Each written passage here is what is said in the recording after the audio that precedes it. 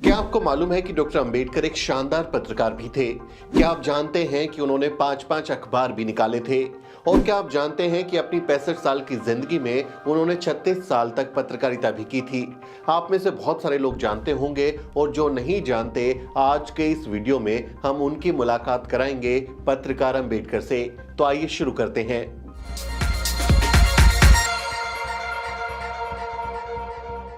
मूक नायक यानी मूक लोगों का नायक, हीरो ऑफ द डम, ये उस अखबार का नाम है जिसे बाबा साहब डॉक्टर अंबेडकर ने सबसे पहले शुरू किया था। 31 जनवरी 1920 को मराठी में मूक नायक की शुरुआत हुई थी। ये पाक्षिक यानी 15 दिन में छपने वाला अखबार था, लेकिन उन्हें अपना खुद का अखबार शुरू करने की क्या जरूरत थी? बाबा साहब डॉक्टर भीमराव अंबेडकर का मानना था कि दलितों को जागरूक बनाने और उन्हें संगठित करने के लिए उनका अपना खुद का मीडिया होना बहुत जरूरी है। क्योंकि जिस तरह आज के दौर में आप देखते हैं कि मीडिया सिर्फ चंद जातियों, नेताओं और कॉरपोरेट घरानों की दलाली करता है, उसी तरह बाबा साहब के वक्त में भी मीडिया पर चंद जाति के पूंजीपतियों का ही कब्जा था और वो अछूतों की समस्याओं को कभी नहीं उठाते थे। लेकिन मीडिया ताकतवर होता है, लोगों तक बात पहुंचाने में उसकी एक अहम भूमिका होती है, वो बहुत जरूरी होता है। इसलिए उन्होंने खुद ही पत्रकार बनने की ठान ली और 31 जनवरी 1920 को मूक नायक का पहला अंक प्रकाशित हुआ।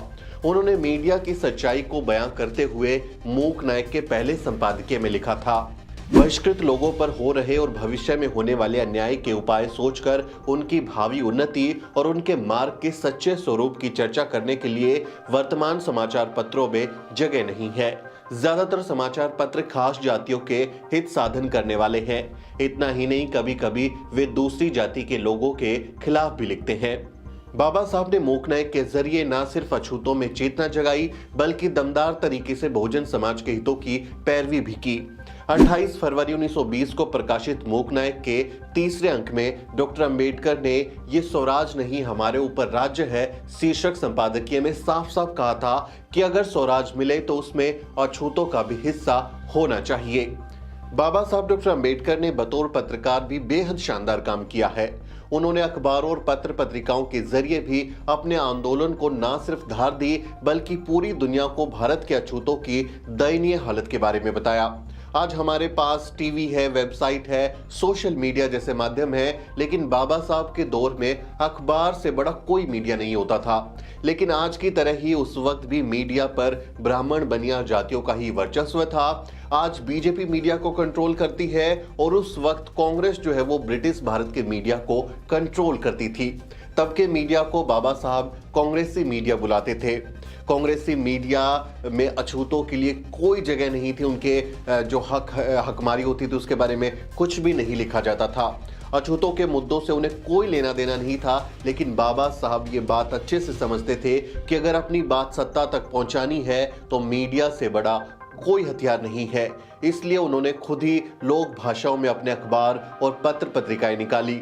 1920 में उन्होंने अपना पहला पाक्षिक अखबार मूक नायक निकाला और उसके बंद होने के बाद उन्होंने 1924 में मराठी में बहिष्कृत भारत नाम से एक पत्रिका निकाली। 1928 में समता नाम से अखबार निकाला और 1930 में जनता, और आखिर अपने जीवन के आखिरी सालों में 1956 में प्रबुद्ध भारत जैसे पत्र पत्रिकाएं निकाली। यानी अपनी जिंदगी के आखिरी समय तक वो पत्रकारिता से जुड़े रहे। अपनी 65 साल की जिंदगी में उन्होंने 36 साल तक पत्रकारिता भी की थी। डॉक्टर अंबेडकर के अखबार किसी जाति विशेष के हितों को नुकसान पहुंचाने के लिए नहीं, बल्कि एक ऐसा समाज बनाने के लिए थे जिसमें कोई किसी का नुकसान ना करे और सबके हितों की रक्षा हो, कोई भेदभाव ना हो। डॉक्टर अंबेडकर मनु मीडिया के चरित्र को जानते थे और उससे लेकर परेशान भी थे। भारतीय मीडिया के बारे में उन्होंने लिखा था, भारत में पत्रकारिता पहले एक पेशा थी, अब वो एक व्यापार बन गई है। अखबार चलाने वालों को नैतिकता से उतना ही मतलब रहता है जितना कि किसी साबुन बनाने वाले को। पत्रकारिता स्वयं को जनता के जिम्मेदार सलाहकार के रूप में नहीं देखती।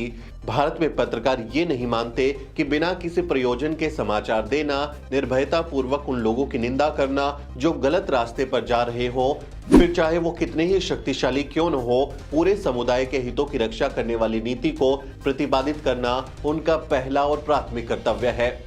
लेकिन व्यक्ति पूजा उनका मुख्य कर्तव्य बन गया है। भारतीय प्रेस में समाचार को सनसनीखेज बनाना, तार्किक विचारों के स्थान पर अतार्किक जुनूनी बातें लिखना और जिम्मेदार लोगों की बुद्धि को जागृत करने के बजाय गैर जिम्मेदार लोगों की भावनाएं भड़काना आम बात है। व्यक्ति पूजा की खातिर देश के हितों की इतनी विवेकहीन बलि इससे पहले कभी नहीं दी गई। व्यक्ति पूजा कभी इतनी अंधी नहीं थी जितनी कि वो आज के भारत में है। मुझे ये कहते हुए प्रसन्नता होती है कि इसके कुछ सम्मानित अपवाद भी हैं, परंतु उनकी संख्या बहुत कम है और उनकी आवाज कभी नहीं सुनी जाती। बाबा साहब ने मीडिया के बारे में जो करीब 100 साल पहले लिखा था वो आज के हालात में भी एकदम सटीक बैठता है। मीडिया तब भी जातिवादी था और आज भी है। यह एक किस्सा बड़ा दिलचस्प है। जब डॉक्टर अंबेडकर ने मूक न्याय की शुरुआत की तब बाल गंगाधर तिलक केसरी नाम से पत्रिका निकालते थे। बाबा साहब ने तिलक को अपनी पत्रिका में मूक न्याय का विज्ञापन निकालने के लिए एक चिट्ठी लिखी और विज्ञापन का खर्च भी भेजा, लेकिन फिर भी तिलक ने विज्ञापन नहीं छापा।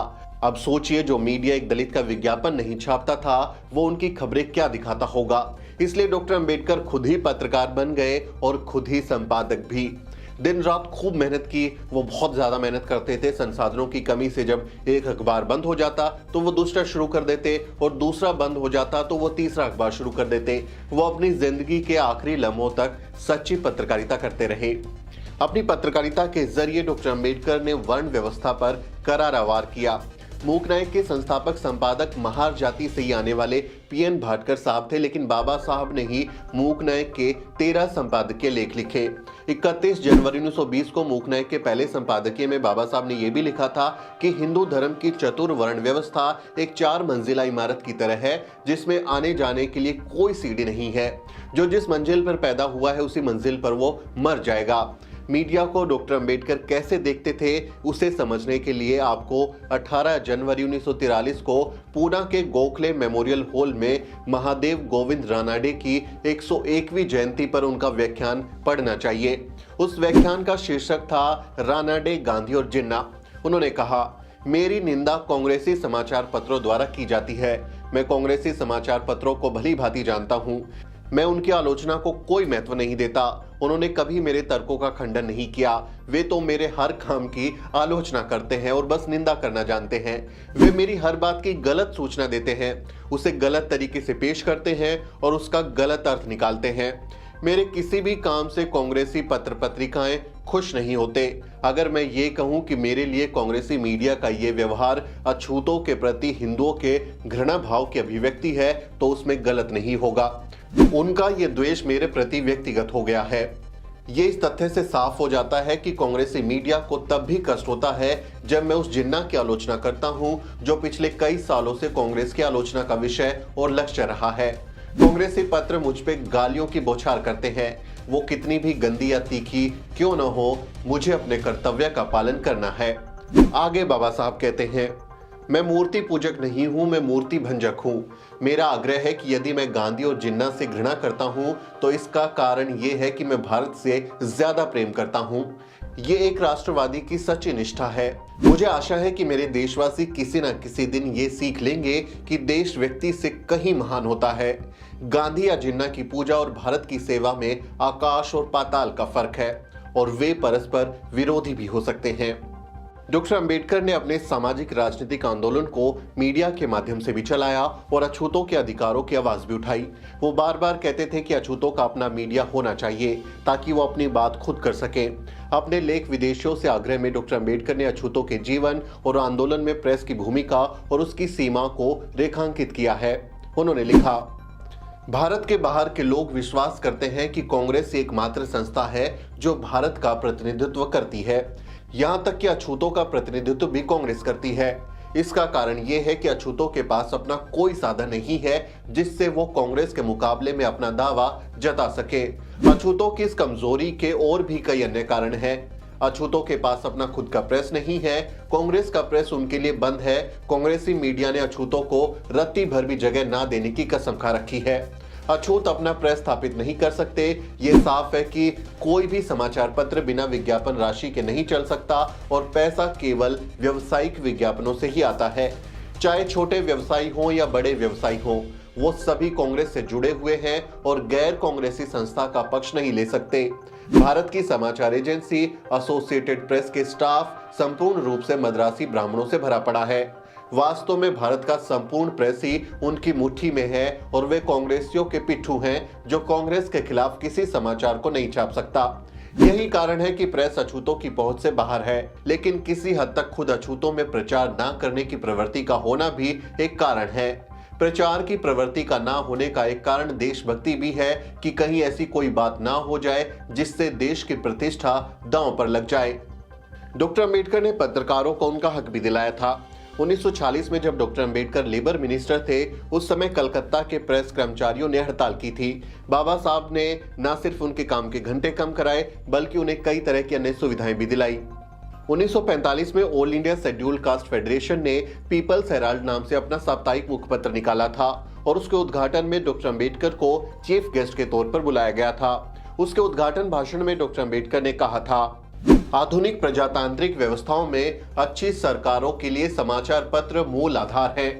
इसलिए भारत के अनुसूचित जातियों के दर्द और दुर्दशा जिसे हम खत्म करने का प्रयास कर रहे हैं, तब तक सफलता नहीं मिल सकती जब तक 8 करोड़ अछूतों को राजनीतिक तौर पर प्रशिक्षित न कर लें। यदि अलग अलग विधानसभाओं के विधायकों के व्यवहार की रिपोर्टिंग करते हुए समाचार पत्र ये लिखे, ये ऐसा क्यों है, क्यों नहीं है, ये सवाल अगर पूछे तो निश्चित तौर पर विधायकों के व्यवहार में तब्दीली आ सकती है और हमारे लोगों की जो दुर्दशा है वो खत्म हो सकती है। इसलिए समाचार पत्र को मैं ऐसे साधन के रूप में देख रहा हूं जो वैसे लोगों का भी शुद्धिकरण कर सकता है जो गलती से अपने राजनीतिक जीवन में रास्ता भटक गए हैं। 1937 के विधानसभा चुनाव में मराठी समाचार पत्रों की भूमिका का हवाला देते हुए उन्होंने कहा, समाचार पत्र न केवल मतदाताओं को प्रशिक्षित करते हैं बल्कि ये भी सुनिश्चित करते हैं कि जिसे उन्होंने अपने मत से चुना है वो उनके साथ खड़े हों। वो अपना कर्तव्य ठीक से पालन कर रहे हैं या नहीं कर रहे हैं, वो किसी से दुर्व्यवहार तो नहीं कर रहे। आज जब मनुवादी मीडिया सत्ता के तलवे चाट रहा है तो बाबा साहब की बातें और भी ज्यादा जरूरी हो जाती हैं। उस समय कांग्रेसी मीडिया था और आज गोदी मीडिया है। कुल मिलाकर खेल चुनिंदा जातियों के लोग ही खेल रहे हैं। ऑक्सफैम न्यूज लॉन्ड्री की हालिया रिपोर्ट में साबित हुआ कि मीडिया के 121 निर्णायक पदों में से 106 सवर्णों के कब्जे में है। दलित पत्रकार आपको ढूंढे नहीं मिलेंगे। जो मेरे जैसे चुनिंदा दलित पत्रकार होते हैं उन्हें जातिवाद का सामना करना पड़ता है। ऐसे में जरूरी है कि बहुजन समाज अपना खुद का राष्ट्रीय बहुजन मीडिया खड़ा करने के लिए आगे आए और अंबेडकरवादी पत्रकारिता की मशाल को जलाए रखे। आज जब मीडिया पतनशीलता के सबसे निचले पायदान पर जा चुका है तो ऐसे समय में अंबेडकरवादी मीडिया ही हमारे देश के संविधान और लोकतंत्र को बचा सकती है। बाबा साहब डॉक्टर अंबेडकर ने बतौर पत्रकार समानता के लिए आवाज उठाई। उन्होंने बतौर पत्रकार अन्याय का विरोध किया।